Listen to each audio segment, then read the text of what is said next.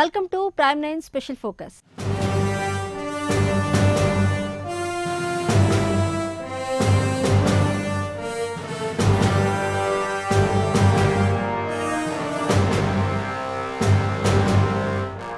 విదేశీ వస్తు బహిష్కరణకు పిలుపునిస్తున్నాం. సామాన్యుడికి కూడా ఉపయోగపడేది ఏదైనా తయారు చేయండి అన్న మహాత్మా గాంధీ సూచనతో పుట్టిందే తొలి స్వదేశీ పెన్ను రత్నం. రాజమహేంద్రవరానికి చెందిన కోసూరి వెంకటరత్నం దీనికి రూపకర్త. అది మొదలు రత్నం పెన్ను దేశంలో ఒక బ్రాండ్గా మారిపోయింది. గాంధీనే కాదు, భారత మొదటి ప్రధాని నెహ్రూ నుంచి నేటి మోడీ వరకు తొలి సంతకం పెట్టింది ఆ పెన్నుతోనే.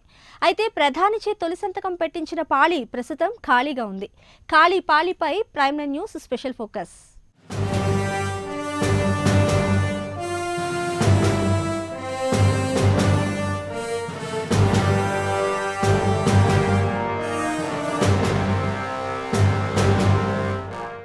అది 1921వ సంవత్సరం. స్వాతంత్ర ఉద్యమం ఊపందుకుంటున్న రోజులు. ప్రముఖ గాంధేయవాది కళా వెంకట్రావుతో కలిసి కోసూరి వెంకటరత్నం బాపును చూడటానికి వార్ధా వెళ్లారు. స్వర్ణకారుడైన రత్నం గాంధీ బొమ్మతో రూపొందించిన డైని ఆయనకు బహుకరించారు.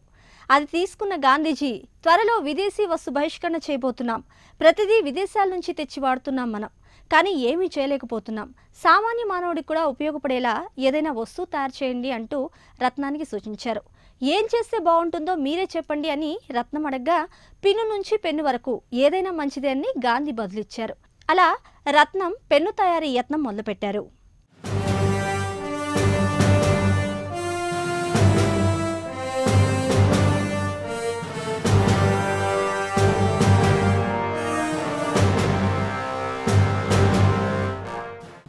ఎన్ని కంప్యూటర్లు వచ్చినా, ఆధునిక గ్యాడ్జెట్స్ వచ్చినా, పొద్దున్న లేచిన మొదలు చాలామందికి పెన్ను లేనిదే పొద్దు గడవదు.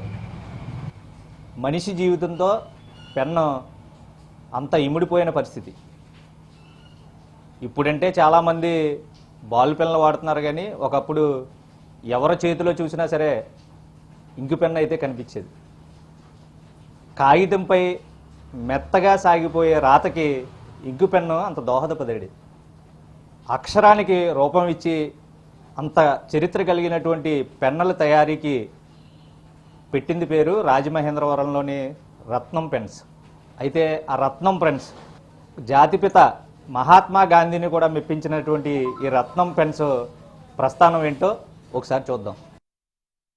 అవి స్వదేశీ ఉద్యమం జరుగుతున్న రోజులు. దేశమంతా ఆంగ్లేయులకు వ్యతిరేకంగా విదేశీ వస్తువులను బహిష్కరిస్తున్న సమయం. అయితే రాజమండ్రిలో ఒక దేశభక్తుడు జాతీయోద్యమంలో పాల్గొంటూనే స్వదేశీ పరిజ్ఞానంతో దేశంలోనే తొలిసారిగా రూపొందించిన పెన్ ఆయనకు ఖండాంతర ఖ్యాతి తీసుకొచ్చింది. జాతిపిత మహాత్మాగాంధీనే కదిలించింది. జాతీయ స్థాయి ప్రముఖులనే తన నివాసానికి రప్పించేలా చేసింది.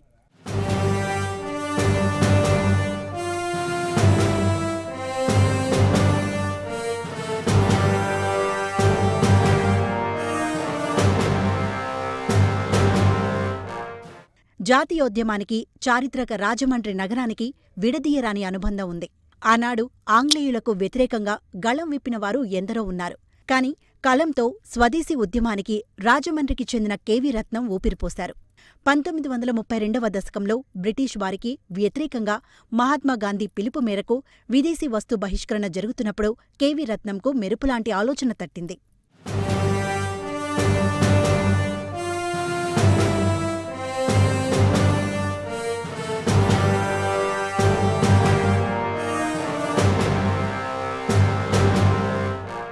అప్పటి వరకు పెన్నులను విదేశాల నుంచి దిగుమతి చేసుకుంటున్నారు. కెవి రత్నం పూర్తిగా స్వదేశీ పరిజ్ఞానంతో ఫౌంటైన్ పెన్నులను తొలిసారిగా తయారుచేశారు. అలా డిస్కవరీ అయిన పెన్నును ఆనాడు మహాత్మాగాంధీకి కెవి రత్నం పంపించారు. ఆ పెన్నును వాడేందుకు సుముఖత చూపించేందుకు గాంధీ వెనుకాడారు. భారతదేశంలో అసలు పెన్నుల తయారీయే లేదని, కలకత్తాలో గుప్తా లాంటి బడా కంపెనీలు పెన్నులను దిగుమతి చేసుకుంటున్నాయని గాంధీ అభిప్రాయపడ్డారు.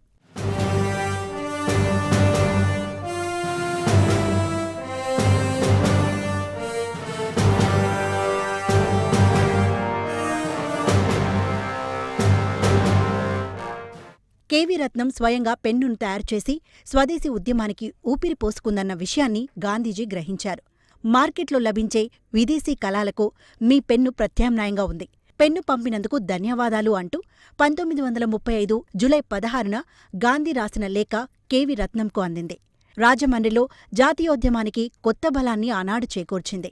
ఆ తర్వాత దేశంలోని దార్కట, రేవా, మైసూర్, త్రివేంద్రం, జయపూర్, విజయనగరం, బొబ్బిలి సంస్థానాధీశులు రత్నం పెన్నులను వినియోగించడంతో దేశమంతటా రత్నం పెన్ను ఒక ఉద్యమంలా వచ్చి చేరింది.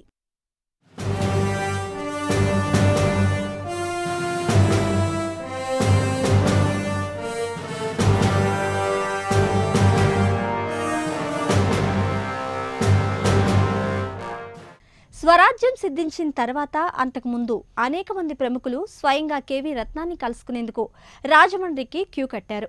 1937లో తూర్పుగోదావరి జిల్లా పర్యటనలో ఉన్న పండిట్ జవహర్లాల్ నెహ్రూతో పాటు అదే సంవత్సరం వివి గిరి, 1948 మార్చి 11న ఆనాటి మద్రాసు ఉమ్మడి గవర్నర్ ఆర్చ్ బాల్డ్నైతో పాటు 1958లో అప్పటి ముఖ్యమంత్రి నీలం సంజీవరెడ్డి ప్రముఖులతో పాటు ఎందరో కెవి రత్నం ఇంటిని సందర్శించారు.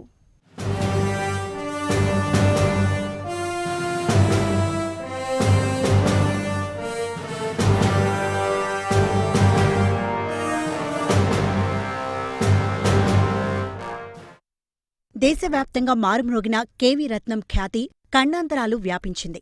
రష్యా దేశాధినేతలుగా సేవలందించిన బులానియన్, క్రిస్చేవ్, అమెరికా అధ్యక్షులు ఐసెన్హావర్, జర్మనీ ఛాన్సలర్ ఆర్ట్స్ బాల్నైతో పాటు ఎందరో విదేశీ ప్రముఖులు రత్నం పెన్నులను వినియోగించారు. 1981లో కెవి రత్నం మృతి చెందడంతో కెవి రత్నం అండ్ సన్స్ పెన్నుల కంపెనీ నిర్వహణను కెవి రమణమూర్తి తనయుడిగా స్వీకరించారు. ఆయన హయాంలోనూ అనేక సూక్ష్మ కళాఖండాలను పెన్నులుగా రూపొందించి ఖ్యాతిని ఆర్జించారు. అయితే ఇప్పుడు కరోనాతో అనేక ఇబ్బందులు పడుతున్నామని కెవి రమణమూర్తి ఆవేదన వ్యక్తం చేశారు. గాంధీ గారి ఆశీస్సులతో ఈ పరిశ్రమను మా నాన్నగారు స్థాపించారు 1932 సంవత్సరంలో. ఇప్పటికి 90 సంవత్సరాలు అవిచ్ఛిన్నంగా సాగుతున్న ఈ పరిశ్రమకి అందరికీ వచ్చినట్టుగానే మాకు కూడా ఈ కరోనా కష్టం, మా పెన్నుకు కూడా ఈ కరోనా కష్టం వచ్చింది. అదేంటంటే పెన్ను తయారీకి కావాల్సిన ముడి పదార్థాలు బొంబాయి నుంచి, అహ్మదాబాద్ నుంచి, వగైరా ప్రాంతాల నుంచి కొన్ని తెప్పించుకోవాల్సిన ముడి పదార్థాలు ఉన్నవి. అవి రావడానికి మేము చాలా ఇబ్బంది పడుతున్నాము. ట్రాన్స్పోర్టేషన్ లేకపోవడం, ఆర్డర్లు తీసుకోలేకపోవడం, అది వాళ్ళు పంపించడానికి వాళ్ళు లాక్డౌన్లో ఉండడం, ఇటువంటి ఇబ్బందులతో మా పెన్నుకు కూడా కరోనా కష్టం వచ్చిందని చెప్పక తప్పడం లేదు. అలాగే అమ్మకాల్లో కూడా బాగా దిగజారిపోయాము. ఎవరో ఒకలా అడప వస్తుంటే ఒక పెన్ను 2 పెన్నులు అమ్మకం తప్ప పూర్వంలాగా ఆర్డర్లు ఏమీ అందుకోలేకపోతున్నాము. తొందరలోనే ఈ కరోనా వ్యాప్తి నిరోధం పూర్తిగా నిరోధించి మా వ్యాపారానికి, అందరి అభివృద్ధికి, ప్రపంచ జనాభా అభివృద్ధికి తోడ్పడుతుందని, అలా తోడ్పడాలని ఆ దేవదేవుణ్ణి ప్రార్థిస్తున్నాను.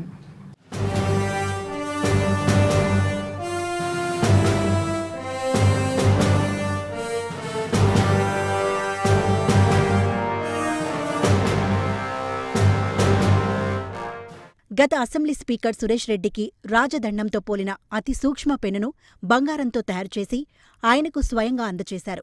314 సైజులో బంగారు పెన్నును రూపొందించి ఆ పెన్నుపై మహాత్మాగాంధీ రూపంతో పాటు భరతమాత చిహ్నాన్ని అత్యంత నైపుణ్యంతో రూపొందించి ఔరా అనిపించారు కెవి రత్నం అండ్ సన్స్ సంస్థ.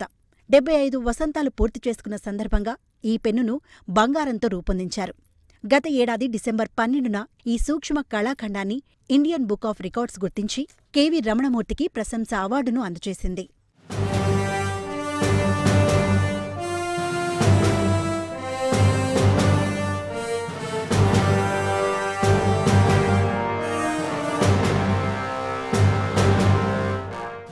రత్నం పెన్నుల చరిత్రను, జాతీయోద్యమంలో ప్రముఖ పాత్ర పోషించిన కెవి రత్నం నివాసాన్ని ది హిందూ ఆంగ్ల పత్రిక ఎడిటర్ రామ్ 3 ఏళ్ల క్రితం సందర్శించారు. ఇలా ఖండాంతరాల ఖ్యాతిని ఆర్జించిన రత్నం పెన్నులను, ఆ వారసత్వాన్ని కాపాడుకునే క్రమంలో ప్రస్తుతం 3వ తరం కూడా మమేకమైంది.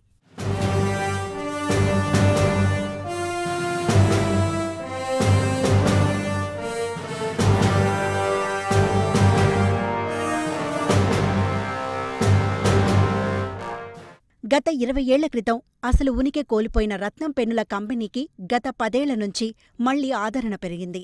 ప్రసార మాధ్యమాల పరిధి పెరగడంతో రత్నం పెన్నుకు విస్తృత ప్రచారం రావడంతో దేశం నలుమూలల నుంచే కాక విదేశాల నుంచి ఆర్డర్లు వచ్చిపడేవి. ఈ కంపెనీలో కనీసం 100 రూపాయల నుంచి గరిష్టంగా 14,000 రూపాయల వరకు రత్నం పెన్నులు అమ్ముడుపోతున్నాయి. 2,800 రూపాయలకు పైగా విలువ చేసే పెన్నులకు బంగారపు పాళీలను అమర్చడం ఇక్కడ ప్రత్యేకత. అయితే ప్రస్తుతం ముడి సరుకు లభించక అనేక ఇబ్బందులు పడుతున్నామని కార్మికులు వాపోయారు. ఈ కరోనా నేపథ్యంలో వ్యాపారం ముందుకు సాగక చాలా ఇబ్బందులు పడుతున్నాం. ప్రధానంగా ముడిసరుకు అహ్మదాబాద్, గుజరాత్ అక్కడి నుంచి రావాల్సిన ముడిసరుకు బాంబే అంటే సరుకు ఈ కరోనా నేపథ్యంలో సరుకు రవాణా లేక అందుబాటులో లేదు. ప్రధానంగా 2 ఖాతాదారులు కూడా గతంలో లాగా ఈ పెన్నుల పట్ల ఉత్సాహం ఉన్నప్పటికీ కూడా కొనుగోలుకు వచ్చేటప్పటికి సమయం తక్కువగా ఉండడం, కేవలం 2 గంటలు మాత్రమే సమయం ఉండడంలో ఎవరు పెద్దగా కొనుగోలుకి ముందుకు రావడం. ఇది నేపథ్యం. మా పెన్నులకి చక్కటి ఆదరణ ఉందండి. అప్పుడు ఉంది, ఇప్పుడు ఉంది, లేదని చెప్పడానికి లేదు. అప్పట్లో 40 మంది పనివాళ్ళతో ఈ పరిశ్రమ నడిచింది. నేడు నేను నాన్నగారు, తమ్ముడు ముగ్గురు కలిసి ఈ పెన్నుల పరిశ్రమ నడిపిస్తున్నాం. కేవీ రత్నం అండ్ సన్స్ రాజమండ్రిలో. రత్నం గారి కుమారుడిగా కేవీ రమణమూర్తి మా తండ్రి గారు, నేను గోపాలరత్నం, మా తమ్ముడు చంద్రశేఖర్, ముగ్గురు కలిసి ఈ పరిశ్రమ నిర్వహిస్తున్నాం. కాకపోతే ప్రస్తుత నేపథ్యంలో పోటీ అనేది ఎన్ని కంపెనీలు వచ్చినా మా కేవీ రత్నం అండ్ సన్స్కి ఇప్పటికీ కూడా మేమే పోటీదారులం. మాకెవరు పోటీదారులు అనేవాళ్ళు లేరు మా పెన్నుల కోసం. ప్రస్తుతం స్టీల్ పాలీ కలాలు తయారు చేసి అందుబాటులో ఉంచుతున్నాము. అదే కాకుండా అంటే స్టీల్ పాలీ కలాలు తయారు చేసి ప్రజలందరికీ అందుబాటులో ఉంటున్నాం, ఖాతాదారులకు. అలాగే వెండి బంగారు పాళ్ళు అనేవి కేవలం ఆర్డర్ మీద మాత్రమే తయారు చేయగలుగుతున్నాం. ప్రస్తుతం మార్కెట్లో బంగారం రేటు ఇమ్మడబొమ్మడిగా పెరిగి ఉండడంలో కేవలం ఆర్డర్ల మీద మాత్రమే వెండి బంగారు కలాలు ఖాతాదారుల కోరిక మేరకు తయారు చేయగలుగుతాం.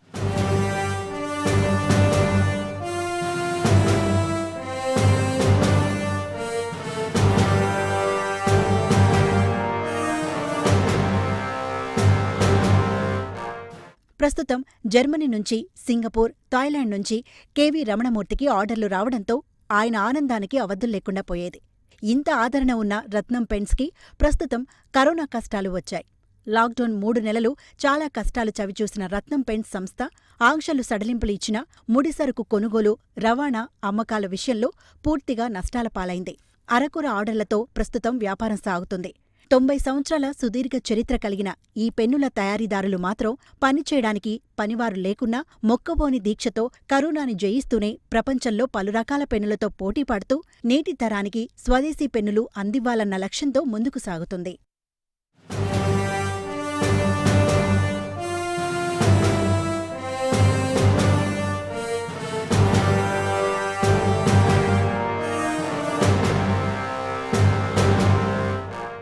ఆంధ్రప్రదేశ్లోని తూర్పుగోదావరి జిల్లా రాజమండ్రి పట్టణం స్వాతంత్ర్యోద్యమ సమయంలో తనదైన పందాలో పోరాటం చేసింది. శాంతి పోరాటం చేసే ఎందరో దేశభక్తుల చేతి ఆయుధంగా మారింది. కత్తితో కాదు, కలంతోనే స్వాతంత్ర్యం సాధించగలమనే వారికి అండగా నిలిచింది. పదునైన మాటలు, పాటలు ఉద్భవించడానికి తోడ్పడింది. అదే రత్నం పెన్ను.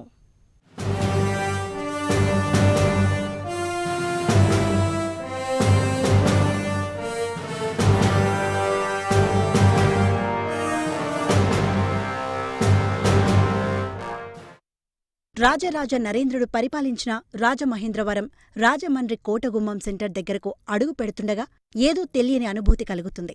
స్వదేశీ భావన కట్టలు తెంచుకుంటుంది.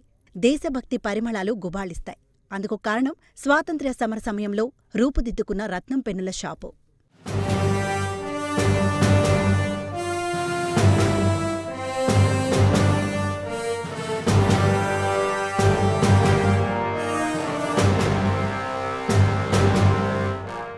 స్వాతంత్ర్యోద్యమం కదం తొక్కుతున్న సమయంలో 1921లో గాంధీజీ విదేశీ వస్తువులను నిషేధించి స్వదేశీ వస్తువుల తయారీపై దృష్టి పెట్టండి అని ఇచ్చిన పిలుపును అందుకొని కోసూరి రత్నమనే స్వర్ణకారుడు ఏదో ఒక స్వదేశీ వస్తువు తయారు చేయాలని భావించారు.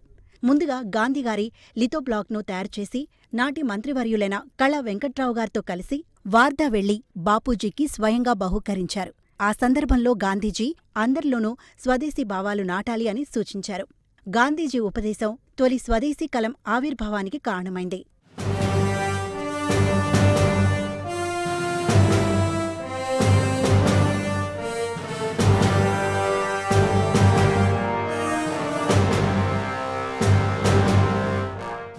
రాజమండ్రిలో 1931లో జస్టిస్ కృష్ణమాచారి సబ్జడ్జిగా పనిచేసేవారు. ఒకసారి ఆయన వాడే జర్మనీ పెన్ను పాళి విరిగిపోయింది. ఆయన సన్నిహితులు పెన్నుల తయారీకి రత్నం చేస్తున్న కృషి వివరించి అక్కడికి వెళ్లమని సూచించారు. రత్నం నివాసానికి కృష్ణమాచారి వెళ్లి పాళి చూపించారు. మరుసటి రోజు రమ్మని చెప్పి పంపారు రత్నం. ఆ రోజంతా కష్టపడి కొత్త పాళీలా తయారుచేసి కృష్ణమాచారికి ఇచ్చారు. ఆయన రత్నంగారిని మెచ్చుకొని తక్షణం పెన్నుల కంపెనీ ప్రారంభించమని ఒత్తిడి తెచ్చారు. నాకు బాగా నచ్చింది రత్నం పెన్. దానికి కారణం ఏంటంటే ఈ రత్నం పెన్ వాళ్ళు నా ఫ్రెండ్ ఈ పెన్ గిఫ్ట్ ఇచ్చిన తర్వాత నేను ప్రత్యేకంగా వీళ్ళ దగ్గరికి వెళ్ళి పెన్ నాకు తయారు చేయండి, నేను వాడిన పెన్ పాడైపోయింది అంటే వాళ్ళు ఎలా తయారు చేస్తున్నారో నేను అబ్జర్వ్ చేశాను. ఒక్కొక్క వ్యక్తి ఒక్కొక్క విధంగా పెన్నుని పట్టుకోవడం జరుగుతుంది. ఆ పట్టుకునే విధానం, దాని యాంగిల్, దాన్ని బట్టి వాళ్ళు కస్టమైజ్ చేస్తారు. అది చాలా నచ్చింది నాకు. యాక్చువల్గా నేను బాగా రాయటం కంటే ప్రజలందరూ కామెంట్ ఏంటంటే ఈ పెన్ను వల్ల నేను బాగా రాస్తున్నానని అందరూ అంటారు.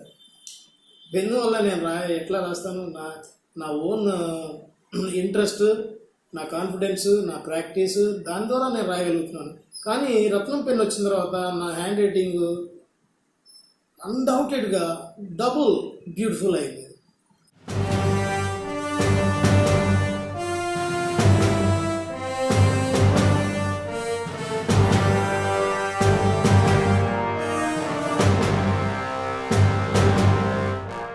ది హిందూ పత్రిక వ్యవస్థాపకులు సుబ్బారావు పంతులు షష్ఠిపూర్తికి పలువురు పెద్దలు హాజరవుతున్న విషయం చెప్పి ముఖ్యులకు బహుమతి ఇచ్చేందుకు 2 పెన్నులు తయారు చేయమని కోరారు. దీంతో వెండి గోటాలతో బంగారు పాళీలతో పెన్ను తయారుచేసి వారికి అందించారు రత్నం సోదరులు.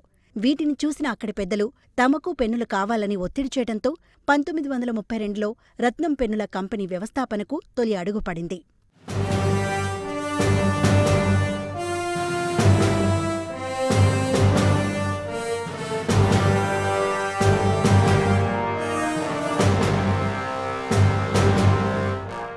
కోసూరి రత్నం ఆయన సోదరుడు సత్యంతో కలిసి 1932లో రత్నం పేరుతో స్వదేశీ పెన్నుల కంపెనీని స్థాపించారు. ఈ కంపెనీ నుంచి వెలువడిన పెన్నుతో బ్రిటిష్ వారిని ఎదిరిస్తూ ఎందరో దేశ నాయకులు లేఖాస్త్రాలు సంధించారు. ప్రజలను చైతన్యం చేస్తూ స్వాతంత్ర్యోద్యమానికి పురికొల్పిన వేలాది వ్యాసాల రచనకు మాస్టర్ కాపీలను ఈ పెన్నులే అందించాయి. భారత స్వాతంత్ర ఉద్యమంలో అక్షరసేవ చేసింది రత్నం సంస్థ. నాటి ప్రస్థానం నేటి వరకు కొనసాగుతూనే ఉంది.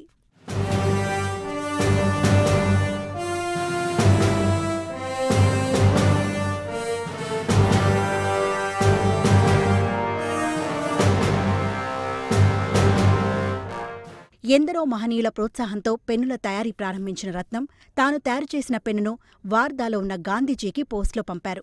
ఆ పెన్నును తిప్పి పంపుతూ బెంగుళూరు, కలకత్తాలో ఇలాగే విదేశీ పెన్నుల విడిభాగాలను అమర్చి విక్రయిస్తున్నారు. ఇది కూడా అలాంటిదేనని భావిస్తున్నాను అని లేఖ రాశారు. తమ పెన్నులను స్వదేశీ పెన్నుగా బాపూజీ గుర్తించలేదని రత్నం నిరాశ చెందారు. ఈ నేపథ్యంలో 1935లో అఖిల భారత గ్రామీణ పరిశ్రమల సమాఖ్య అధ్యక్షులు జేసీ కుమారప్ప రాజమండ్రి వచ్చి పెన్నుల తయారీకి ప్రభుత్వ సహకారం కావాలంటే తమ ద్వారా దరఖాస్తు చేసుకోవాలని, అంతకంటే ముందుగా తనకు ఆ పెన్నులు తయారుచేసి చూపాలని కోరారు.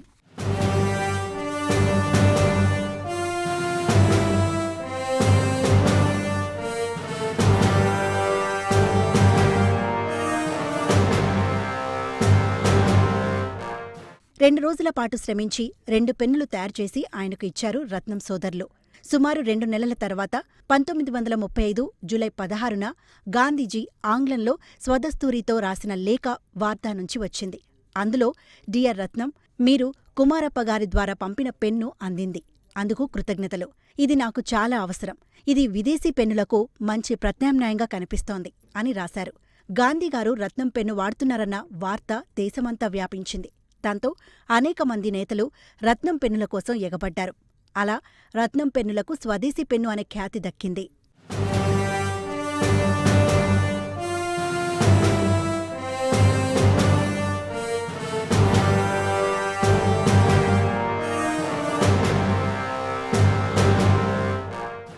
యూజ్ అండ్ త్రో పెన్నుల ధాటికి తట్టుకోలేక ఈ కంపెనీ మూతపడే స్థితికి చేరినా స్వాతంత్ర్య స్ఫూర్తిని పెట్టుబడిగా మలుచుకొని నేటికి పెన్నుల తయారీని కొనసాగిస్తున్నారు రత్నం కుమారుడు కెవి రమణమూర్తి.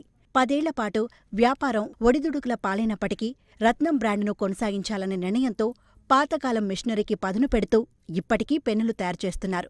ప్రపంచంలో అతి చిన్న పెన్ను తయారు చేసినందుకు గాను రికార్డులకెక్కారు. బంగారం పెన్నుపై గాంధీగారు భరతమాత చిత్రాలను గీసిన ఖ్యాతి దక్కింది. స్వాతంత్ర్య ఉద్యమానికి అక్షరరూపం ఇచ్చిన రత్నంగారి కృషికి నేటికీ ప్రభుత్వ గుర్తింపు లభించకపోవడం కాస్త బాధ కలిగించే విషయమే. రత్నం పెన్ వర్క్స్కి కూడా 90 సంవత్సరాల చరిత్ర కలిగిన రత్నం పెన్స్ కూడా కరోనా కష్టాలు తప్పలేదనే పూర్తిగా తెలుస్తున్న పరిస్థితి. ఏదైతే 40 మంది వర్కర్లతో 90 సంవత్సరాలుగా నడుస్తున్నటువంటి పరిశ్రమ ప్రస్తుతం 3 నెలల పాటు లాక్డౌన్తో పూర్తిగా మూతపడి అటు తర్వాత ఆంక్షలు సడలించిన నేపథ్యంలో ప్రస్తుతం తండ్రి ఆయన 2 కుమారులతో ప్రస్తుతం ఈ పెన్నుల తయారీ అన్నది ప్రస్తుతం కొనసాగుతుంది. ఏదైతే ఉదయం 6 గంటల నుంచి 11 గంటల వరకు మాత్రమే అనుమతి ఇచ్చి ఆ సమయాల్లోనే మాత్రమే తెరిచి ఉంచుకునేందుకు ఏదైతే పెన్నుల తయారీ సంస్థ కూడా పూర్తిగా రాజమహేంద్రవరం నడిబొడ్డిన రోడ్డు మీద కూడా ఉండడంతో పూర్తిగా మూసివేసిన పరిస్థితి. కాబట్టి ఎంత పోటీ ప్రపంచంలో వివిధ రకాల పెన్నులు వచ్చినా సరే పూర్తిగా కూడా రత్నం పెన్స్కి మాత్రం ప్రత్యేకించి ఒక ఆదరణ, ఆ బ్రాండ్ మాత్రం ఖచ్చితంగా ఉంది. పెన్నులంటే మక్కువగా ఉన్న వాళ్ళు, అందున పేపర్పై ముఖ్యంగా మెత్తగా నీ రాత సాగాలి అంటే, నువ్వు రాసే రాత అందంగా ఉండాలి అంటే మాత్రం ఖచ్చితంగా రత్నం పెన్స్ వాడిన వాళ్ళకి దాని గురించి బాగా తెలుసు. అయితే బాల్ పెన్ను వాడినంత ఇదిగా ఇంకు పెన్నులు అయితే పూర్తిగా కూడా ఇప్పటి రోజుల్లో పూర్తిగా ఇంకు పోసుకోవడం కానీ దాన్ని మెయింటైన్ చేయడం కానీ ఇంకు పెన్నులు వాడకపోయి పూర్తిగా మక్కువ తగ్గించేసిన వ్యక్తులందరూ కూడా ఒక్కసారి అలవాటు పడితే కాగితంపై మెత్తగా సాగే రాతకి ఇంకు పెన్నే సౌలభ్యంగా ఉంటుందన్నది ఖచ్చితంగా తెలుసుకుంటారు. ఏదేమైనా కరోనా కష్టాలు రత్నం పెన్స్ కూడా తప్పలేదన్నది వాస్తవం. రాబోయే రోజుల్లో ఈ కష్టాలు తొలగి రత్నం పెన్స్ మరింత ఆదరణ పొంది యావత్ దేశాన్ని అలాగే ప్రపంచ దేశాలకి పేరెన్నికన్నటువంటి రత్నం పెన్స్ అభివృద్ధి చెందాలని కోరుకుంటున్నాను.